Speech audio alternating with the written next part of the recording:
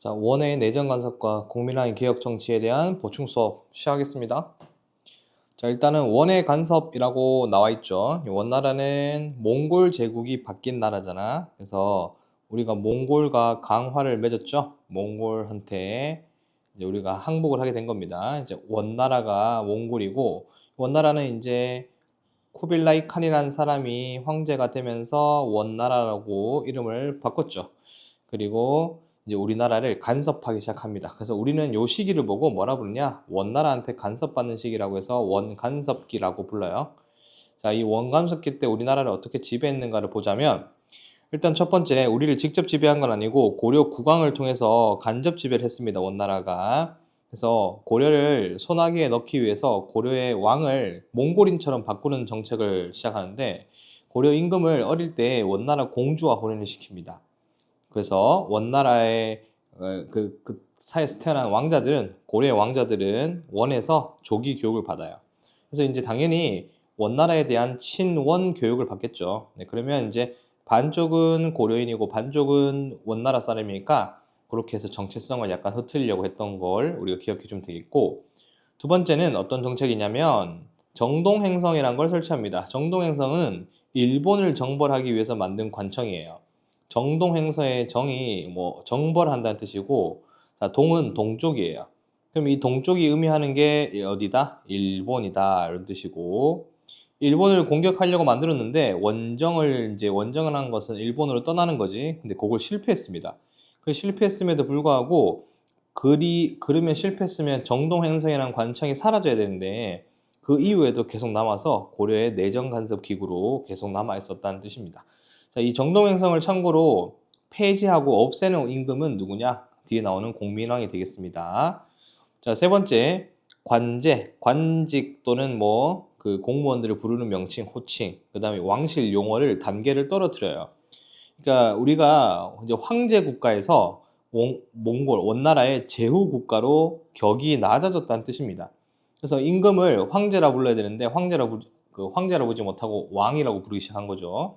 고려왕은 시호에 충자가 들어가게 됩니다. 앞으로. 그래서 충수광, 충렬왕, 충해왕 뭐 이런 왕들이 충자를 이제 붙이게 된다는 뜻이 우리 원나라한테 충성을 맹세한다 이런 내용이 되겠고, 자, 이제 원래 황제를 폐하라 불렀는데 폐하라는 단어에서 전하라는 단어로, 그 다음에 아들을 태자라고 불렀는데 태자에서 세자라고 이름을 바꾸게 됩니다. 세자. 이런 식으로 이제 관제가 하나씩 떨어지게 되는 거죠. 자, 이렇게 해서 원나라의 간섭에 대한 내용을 우리가 알아봤고, 자, 그 다음은 두 번째, 원나라가 우리나라의 영토를 지배합니다. 자, 쌍성 총관부라고 하는 땅과 동령부라는 땅, 그 다음에 탐라 총관부라는 땅 세 군데를 빼앗기는데, 이곳은 직접 지배했다는 게 포인트입니다. 몽골이 직접 지배하다가 결국은 동령부하고 탐라 총관부는 우리가 돌려받지만 쌍성 총관부만은 우리가 돌려받지 못했어요. 그래서 쌍성 총관부는 우리가 나중에 전쟁을 통해서 무력 탈환을 하게 됩니다. 무력 탈환. 무력 탈환을 했을 때 임금도 공민왕이 되겠습니다. 위치는 이제 쌍성 총관부가 철령 이북이라고 적혀 있는데, 위치를 이제 그림을 통해서 간단하게 보자면, 쌍성총관부는 이쪽 지역입니다. 이쪽 지역 쌍성총관부. 동령부는 서경이니까 평양 지역이 되겠죠. 이쪽. 그 다음에 탐라총관부는 제주도니까 이렇게 될 거 아닙니까? 이 지역 중에서 요 오른쪽 여기는 우리가 어떻게 탈환했다? 무력으로 탈환했다. 이렇게 정리하면 되겠죠. 자, 3번. 원나라가 이제 우리나라한테 조공을 요구했다. 그래서 원나라가 우리한테 요구한 것은 금, 인삼, 매 같은 특산물을 요구했어요. 특히 이제 이 매는 우리가 사냥할 때 쓰는 사냥매거든요. 이 매를 이제 엄청 좋아했대, 몽골 애들이. 그래서 우리가 이 매를 중점적으로 만드는 관청을 하나 만드는데요. 그 매와 관련된 관청을 보고 뭐라 부르냐? 응방이라고 부릅니다. 응방. 그래서 이 응방에서 근무하는 사람들이 굉장히 몽골하고 친해서 나중에 권문세족이 되는 겁니다. 자, 그 다음에 환관은 남자 신하죠. 이게 어릴 때 내시라고 우리가 생각하면 되는데 그런 비서 같은 사람들을 많이 뽑아서 보내라고 했고, 공녀는 시집 안 간 여성을 이제 몽골로 강제 이동을 시킨다고 이제 생각하시면 되겠습니다. 그래서 이제 자기 딸내미 이제 몽골에 안 보내려면 어떻게 해야 된다? 일찍 결혼하게 되는 조혼이라는 풍습이 생기게 되는 거죠. 그래서 좀 안타까운 이야기가 또 이렇게 남아 있습니다. 자, 네 번째, 고려와 원의 문화 교류 파트에서는, 자, 고려에서는 몽골의 풍습이 유행해요. 그걸 보고 몽골풍이라고 부르는데, 뭐 대표적으로 변발이나 아니면 뭐 중국 소주나 이런 것들이 고려에서도 유행했고, 자, 오히려 원은 나라에서도 고려 양식이 전파돼서 뭐 우리나라의 전통 떡이나 아니면 저고리 이런 것들이 몽골에서 유행했다. 이렇게 기억하시면 되겠습니다. 자, 여기까지가 이 원간섭기 때 우리가 원나라로부터 지배를 받았던 내용이라고 생각하시면 되겠고, 그러면 이 원나라가 우리나라를 간섭할 이 원간섭 시기에 원나라하고 친해서 권력을 잡았던 사람들인 이 권문세족과 그 다음에 이 공문세족을 몰아내고 싶었던 공민왕의 정치를 봅시다. 권문세족은 쉽게 생각하면 세 글자 친원파입니다. 몽골한테 원나라한테 달라붙어 가지고 권력을 잡은 사람들이라고 생각하시면 되겠죠. 자, 어떻게 형성이 되었는가? 잦은 국왕의 교체로 왕권 강화, 양권 약화, 국가의 위상이 낮았다. 당연히 국가의 위상이 낮아진 것은 당연히 우리가 원나라한테 간접 지배를 받으면서겠죠. 자, 그 틈에 권문세족이라고 하는 아주 나쁜 친구들이 등장했다. 이런 사람들을 새로운 지배 세력을 부르는데, 권력이 엄청 강하다 해서 권, 그 다음에 우리 문벌 할 때 문, 세력이 강하다 해서 세, 이렇게 해서 힘이 강한 문벌 세족들, 이런 뜻이라고 생각하시면 되겠죠. 자, 어떤 사람들인가? 자, 기존의 지배 세력이니까 어떤 사람도 될 수 있겠죠. 뭐 문벌도 될 수 있겠고, 뭐 무신들도 될 수 있겠지. 이런 사람들도 권문세족이 되고, 특히 제일 중요한 원나라와 관련된 업무 종사자. 자, 응방관리, 아까 응방 뭐라고 했어? 자, 매를 관리하는 곳이라고 했죠. 근데 몽골어 하는 사람들, 통역관들이 대표적으로 권문세족이 됩니다. 또는 이제 원나라 귀족들하고 혼인한 세력도 당연히 원나라하고 친하니까 권문세족이 될 수 있겠죠. 자, 이 친구들은 특징이 친원파라고 했어요. 친원파. 그리고 얘들은 공부를 할 필요가 없어. 왜냐면 친원파다 보니까 공부할 필요 없이 아빠 백으로 나가는 음소로 고위 관직을 독점했고, 자, 이게 문제가 이제 권력이 세다 보니까 다른 사람의 토지를 함부로 빼앗았다. 그리고 백성을 함부로 노비로 만들어서 대농장을 만들었어요. 자기가 땅을 많이 갖고 있는 건데 대농장을 만들면 국가에 뭘 내지 않는다. 세금을 내지 않는다. 그러니까 이제 국가 입장에서는 재정이 뭐 되는 거야? 악화되는 게 되겠죠. 이게 되게 나라 입장에서는 되게 안 좋은 거야. 이 권문세족들. 권문세족은 지들끼리는 기분이 좋겠지만 이 왕 입장에서는 당장 날려버리고 싶은 그런 세력들이라고 생각하면 되겠지. 그래서 마지막 공민왕이라는 사람이 등장을 하게 됩니다. 자, 이 공민왕은 개혁 정치를 하는데 개혁 정치는 두 가지예요. 자, 밑에 보니까 반원 정책이라는 게 있고 내정 개혁이라고 하는 게 있죠. 자, 반원 정책은 원나라로부터 뭐 하자는 거야? 벗어나자는 거고, 내정 개혁은 무슨 세족 약화시키는 거야. 권문세족을 약화시키는 거라고 기억하면 됩니다. 권문세족 약화. 자, 그러면 1번부터 보면 공민왕 이전에 개혁, 공민왕 이전에도 개혁이 있었다. 근데 이제 개혁 세력이 너무 약했고 권문세족 자체가 파워가 너무 세니까 당연히 결과는 실패였고요. 자, 공민왕은 그럼 어떻게 개혁을 이제 할 수 있게 되었는가? 14세기 중엽이 되면 1300년대잖아. 이때 원이 세력이 약해져. 중국에서 원나라랑 새롭게 등장한 명나라가 바뀌는 시기라고 해서 원명교체기라고 불러요. 그러니까 이제 원나라가 우리나라한테 신경을 못 쓰겠죠. 그 틈에 우리가 공민왕이 개혁을 해보려고 한 겁니다. 자, 그러면 반원 정책은 첫 번째 뭐냐? 기철을 비롯한 친원 세력을 제거했다 되는데, 기철이 대표적인 그 권문세족이에요. 이 사람은 어떻게 대표적인 권문세족 친원파가 되었는가? 이 사람의 누이가 있어. 기황후라는, 아까 그 공료로 끌려간 고려인들이 많다고 했는데 어떻게 됐는지 모르겠지만 고려 여자가 몽골 황제의 부인이었어요. 그래서 이제 자기 누이 동생이 자기 누이가 누나죠. 자기 누나가 기황후니까 당연히 세력이 강했겠죠. 그래서 공민왕한테도 막대하고 이렇게 있다 보니까 공민왕이 권력을 잡자마자 기철을 제거했고, 자, 정동행성 이문소 폐지라고 되어 있는데, 자, 정동행성이 아까 전에 기억나시죠? 일본 원정 할 때 만들었던 기관인데 그 정동행성 밑에 또 작은 관청 이문소라는 관청이 있어요. 그 이문소가 뭘 괴롭히고 있었다? 고려를 괴롭히고 있었다. 그래서 그 이문소를 폐지했다라고 기억하면 되겠죠. 자, 그 다음에 쌍성 총관부를 아까 어떻게 탈환한다고요? 무력으로 탈환한다고 했죠. 그래서 땅을 회복했고 이때 참고로 이성계 집안이 이 조선을 건국한 이성계 집안이 누굴 도와준다? 공민왕을 도와준다. 자, 그 다음 고려 왕실의 호칭과 관제를 다시 복구합니다. 이제 다시 황제 국가가 된 거죠. 그리고 공민왕은 앞에 시호가 충자가 아니잖아요. 맞죠? 그 다음에 원의 풍습을 금지시켜라. 그래서 변발을 금지시켰던 사람이 바로 누구다? 공민왕이다. 요런 정책은 원나라를 반대한 반원 정책이다. 이렇게 기억하면 되겠죠. 자, 그 다음에 내정개혁을 보시면 이거는 왕권을 또 강화하고 권문세족 약화시키는 거니까 아까 전에 권문세족이 뭘 많이 갖고 있었어? 불법적으로 땅을 많이 갖고 있었단 말이야. 그래서 신돈이라는 스님을 등용해서 이 신돈이라는 스님한테 권력을 줘서 전민변정도감이란 걸 설치합니다. 여기서 권문세족이 강제로 빼앗은 토지와 그 다음에 억울하게 노비가 된 사람들을 원래 주인에게 돌려준다라고 기억하시면 돼요. 이게 이제 고려 초기 때 광종이 있었잖아요. 광종 거하고 비슷하다고 생각하시면 돼요. 노비 안건법하고 억울하게 노비가 된 이제 양인으로 만든다. 그러니까 이제 권문세족이 별로 안 좋아할 거 아니에요. 이제 공민왕하고 저 신돈을. 결국은 신돈도 죽고 공민왕이 뭐 신돈도 죽고 그다음에 공민왕도 죽게 됩니다. 그래서 이제 개혁이 실패한 거거든. 자, 두 번째 권력을 강화시키는 기구는 정방 폐지예요. 자, 정방은 누가 만드는 거였냐? 정방은 놀랍게도 무신정권 최우가 만든 인사권 기구였어요. 이걸 다시 폐지해서 공민왕이 직접 인사권을 행사했다. 자, 그 다음에 인재를 육성해서 권문세족을 견제할 만한 세력을 키우는데 자, 성균관이란 걸 만들어서 이색이라는 사람이 주도해서 만들었는데 여기서 이제 공부를 시키는 거지. 여기서 무슨 학을 공부시키고 성리학을 공부시킨 다음에 여기서 인재를 등용하는데 이 인재들을 보고 무슨 사대부라고 부른다.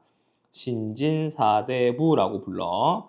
이 신진사대부 중에 대표적인 사람이 정몽주라는 사람이 있고 정도전이라는 사람이 있는 거죠.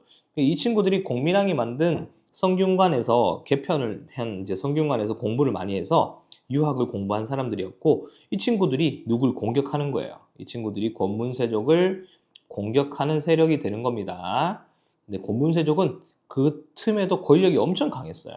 그래서 결국은 공민왕의 개혁도 실패하게 되는데 권문세족은 이제 반발했고 개혁 추진 세력은 세력이 약했어요. 개혁 추진 세력은 누굽니까? 뭐 공민왕이나 아까 전에 뭐 신진사대부 정도가 있겠죠. 자, 이 친구들의 세력이 생각보다 약했기 때문에 결국은 신도는 제거되고 공민왕은 암살, 시해되면서 개혁이 중단됩니다. 자, 일단 이제 공민왕의 등장으로 우리가 고려의 자주성이 회복되고 개혁 과정에서 신진사대부 등 새로운 정치 세력이 등장했다는 것도 우리가 기억해야 될 만한 이런 내용이 되겠습니다. 자, 그다음 밑에 내려가서 이제 마지막 새로운 정치 세력의 성장과 고려의 멸망을 볼 텐데 요거까지 그냥 영상으로 수업을 하겠습니다. 네, 그리고 나서 여러분들이 뒤에 문제만 풀어오면 되겠습니다.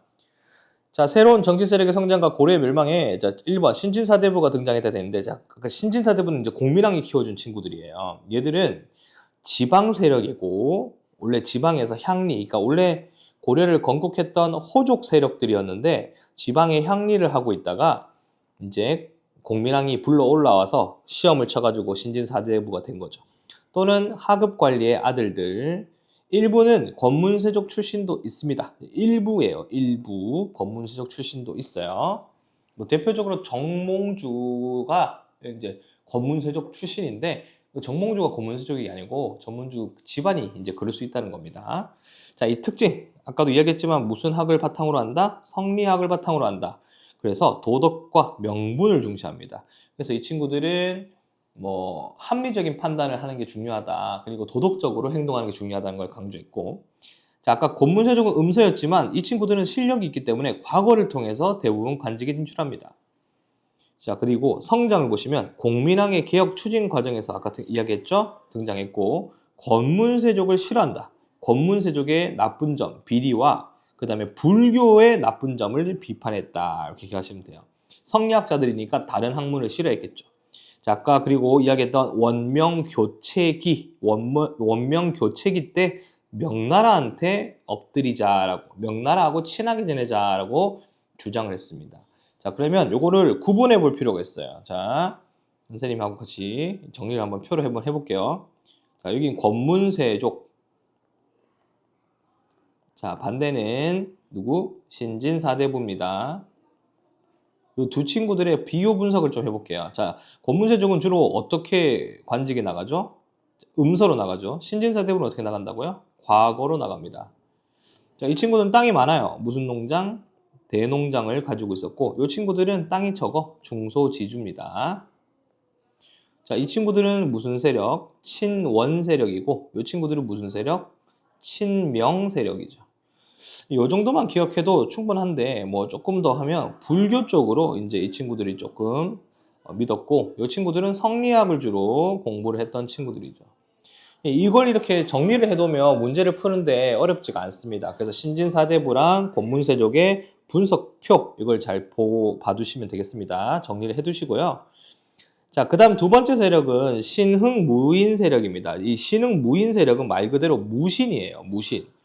자, 근데 우리가 앞에서 봤던 무신정변 때 무신들하고 구분하려고 새롭게 등장한 무신이라고 해서 신흥무인 세력이라고 부르는데, 뭐 대표적으로 누가 있냐? 뭐 최영이라는 장군과 뭐 우리가 익히 들어서 알고 있는 이성계라는 사람들이 있는데요.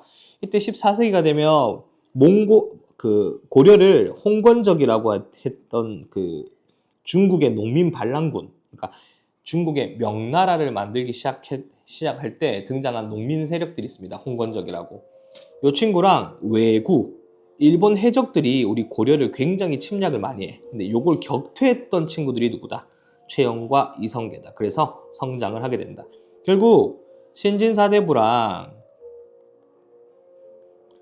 신흥무인 세력이 새롭게 등장을 하게 되는 거죠. 그래서 이 둘이 손을 잡아요. 그래서 이 둘이 손을 잡아서 고려를 무너뜨리고 새로운 나라를 건국했으니까 그게 뭐가 된다? 조선이 되는 겁니다. 자, 이제 밑에 마지막 조선이 등장하고 고려가 멸망하게 되는 과정을 이제 우리가 배울 텐데요. 자, 순서가 시험에 나와요. 자, 첫 번째. 자, 이 고려가 몽골이 이제 무너지고 명나라가 등장하면서 명나라가 무리한 공물을 요구합니다. 그리고 요게 중요한데 쌍성총관부 땅을 다시 내놓으라고 해요. 자, 이게 원래 원나라 땅이었는데 우리가 공민왕 때 다시 가져갔잖아요. 그러니까 다시 내놔라 이거야.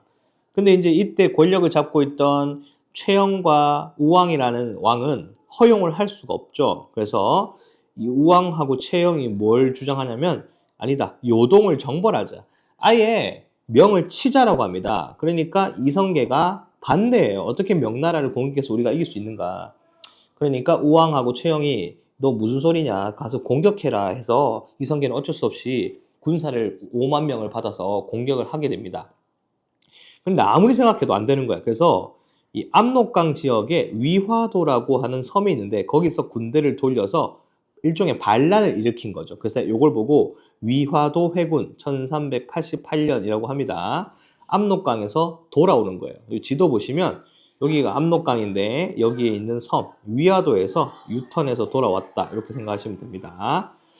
자, 이 위화도 회군을 통해서 결국은 돌아와서 최영과 그 우왕을 날려버리고 정치적 군사적 실권을 장악하게 됩니다. 자, 그 순서가 명나라의 쌍성총관부 요구, 2번 요동정벌 추진, 3번 위화도 회군 이렇게 되는 거고요.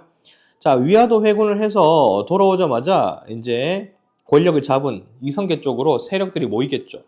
그때 신진사대부가 분열됩니다. 이제 신진사대부가 어떻게 분열되냐면 급진파, 정도전, 그 다음에 온건파, 정몽주 이렇게 나눠져요. 쉽게 말하면 이제 급진파는 새 나라 건국을 하자.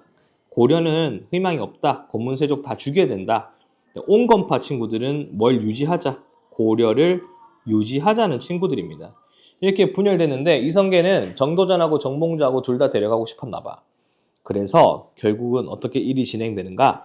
이성계랑 결국은 급진파 사대부가 손을 잡고 개혁을 하는데 그게 대표적인 과전법 개혁입니다. 과전법은 오른쪽에 나와 있지만 세금제도 또 토지제도를 개혁하는 건데요. 권문세적이 가지고 있는 땅을 뺏어가지고 신진사대부에게 나눠주는 제도입니다. 이 과정법은 조선에서 더 자세하게 배우니까 조선에서 우리 순서 기억하시면 되겠고, 신진사대부 분열 4번이고 과전법 실시가 5번입니다. 이 과전법을 통해서 무슨 사대부가 세력이 커진 거죠? 신진사대부의 경제적 기반이 만들어진 거라고 꼭 기억해 주셔야 돼요. 신진사대부가 힘이 세졌습니다.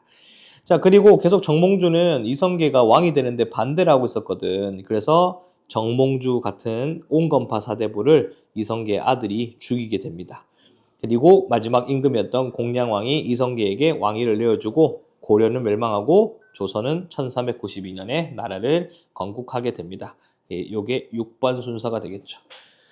자, 이렇게 해서 순서로 기억을 해야 됩니다. 순서 쫙 하면 명예, 쌍성총관부 요구, 요동정벌, 위화도 회군, 신진사대부 분열, 과전법 실시, 조선 건국 되겠습니다. 자, 여기까지 정리를 다 하셨을 거니까요. 뒤쪽에 있는 문제 88쪽부터 우리 있는 91쪽이 14번까지 이제 풀어보도록 하겠습니다. 열심히 꼭 듣고 필기 꼭 해오세요. 안녕.